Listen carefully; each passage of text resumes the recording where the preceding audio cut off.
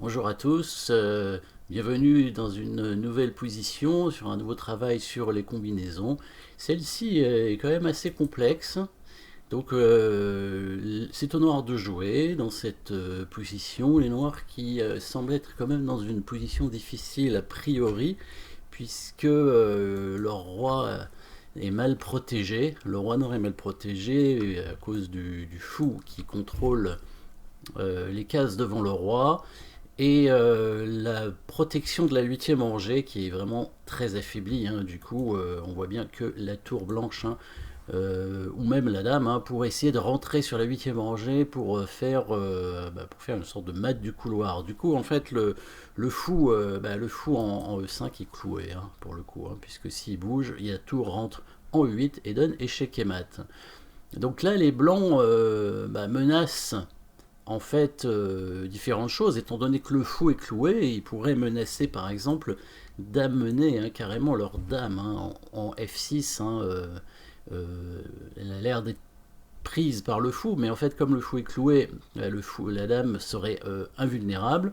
La menace serait tout simplement de prendre le fou avec la tour, voire de faire cet échec ici avec la dame hein, pour dévier le fou et ensuite faire le coup de tour en 8 qui donnerait mat en quelques coups. Donc les noirs sont dans un problème et difficile de parer toutes ces menaces. Alors ils pourraient jouer un coup de dame pour revenir défendre la huitième rangée, mais il y a un autre problème pour eux, c'est que le fou en E5 n'est protégé que par la tour. Et donc, il suffirait aux blancs d'attaquer la tour en poussant leur pion pour dévier la tour, hein, qui n'aurait pas suffisamment de cases pour défendre le fou, étant donné qu'il y aurait d'autres possibilités pour attaquer la tour avec les pions sur la cinquième rangée, et probablement de gagner le fou. Donc les noirs sont dans l'impossibilité de tout défendre en même temps. Donc dans ces cas-là, qu'est-ce qu'il faut faire? Eh ben, au lieu de défendre, eh ben, il faut essayer d'attaquer.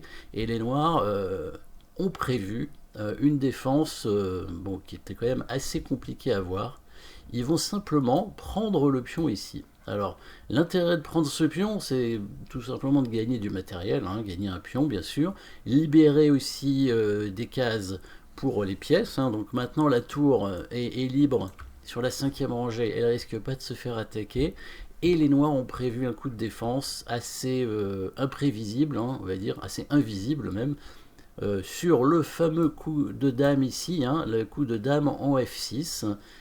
Donc la menace, hein, comme je disais, la menace des blancs qui serait de faire échec en G7.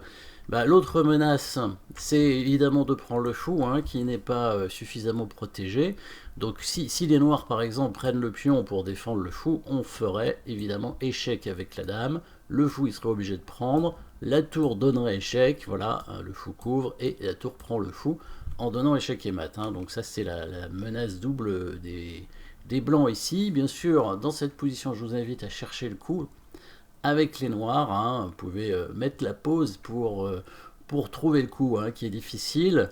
Et nous, on va continuer notre analyse avec le prochain coup des noirs, qui est assez compliqué à trouver, puisqu'il y a donc deux menaces à défendre. Hein. Il faut parer donc la prise du fou avec la tour, et le mat avec le coup de dame en G7. Les noirs qui pourraient en fait parer ces menaces en clouant la tour. Pourquoi? Parce que si la tour est clouée, évidemment, elle ne peut pas ni prendre le fou, ni donner mat en 8.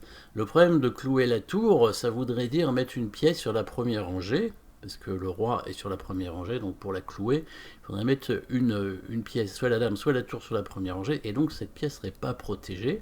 Mais peut-être ce n'est pas grave, étant donné que la dame blanche est quand même en prise. Hein. Donc du coup, si la tour prend, par exemple, si la dame se met sur la première rangée, si la tour prend la dame, eh ben, le fou noir prendrait la dame et ce serait simplement un échange.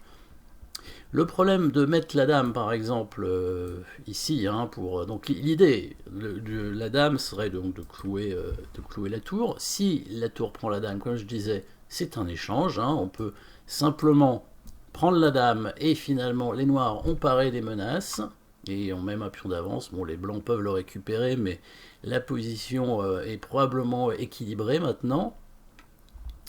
Et par contre, le coup de dame ici permet aux blancs quand même de gagner une pièce. Alors évidemment ce coup n'est plus bon, hein, puisque maintenant, après fou prend, ben, on peut plus faire échec en 8, hein, étant donné que la dame cloue la tour, comme on a dit. Par contre, on a un autre coup avec les blancs ici, c'est la prise du fou avec la dame, qui est ici le bon coup, puisque les blancs protègent leur tour, et du coup on gagne un fou, puisque si la tour prend la tour blanche reprendrait la dame noire, et les blancs auraient gagné un fou, hein, et donc auraient une position gagnante ici. Donc en fait ce qu'il faut faire avec les noirs, alors ce serait pareil avec le coup de dame en 1, évidemment, hein, la dame blanche prendrait le fou en E5, par contre la dame noire peut venir clouer la tour tout en attaquant une pièce, hein, les fameuses pièces non protégées, en se mettant sur la case en C1. Donc ça c'est un coup très difficile à trouver évidemment, puisqu'on met la dame 2 fois en prise, hein, aussi bien par le fou et par la tour. Et donc ici, si la tour cette fois prend la dame, évidemment le fou prend la dame en F6, et si la dame prend le fou, l'idée c'est que la dame en C1 peut cette fois prendre le fou en H6, et les noirs récupèrent leurs pièces, hein, et ils ne se font pas mater d'ailleurs, hein. Si les blancs font échec par exemple ici, le roi va simplement bouger en G7, et le coup de tour ici ne serait pas suffisant pour créer des menaces, hein. Là ce seront même les noirs qui vont prendre l'avantage, hein, faisant échec. Il y aurait des cases pour le roi, hein. Le roi va s'enfuir, le roi blanc qui va venir en G2, et les blancs qui n'ont pas de menace ici, hein. Enfin, il y a un échec, hein, et puis même un deuxième, mais c'est à peu près tout, hein. Donc là c'est même assez dangereux pour le roi blanc maintenant, hein. Les noirs qui vont pouvoir peut-être contre-attaquer en fait, en mettant carrément leur tour en D1 par exemple, ou peut-être prendre un pion, peut-être prendre ce pion en C3, c'est possible. Voilà, ils ont 2 pions d'avance maintenant. Donc à voir quel est le meilleur coup pour les noirs, hein. Les noirs qui pourraient aussi faire échec avec la tour. Mais ça donne vraiment beaucoup de possibilités aussi aux noirs directement maintenant, hein. Il n'y a plus assez d'attaques pour les blancs.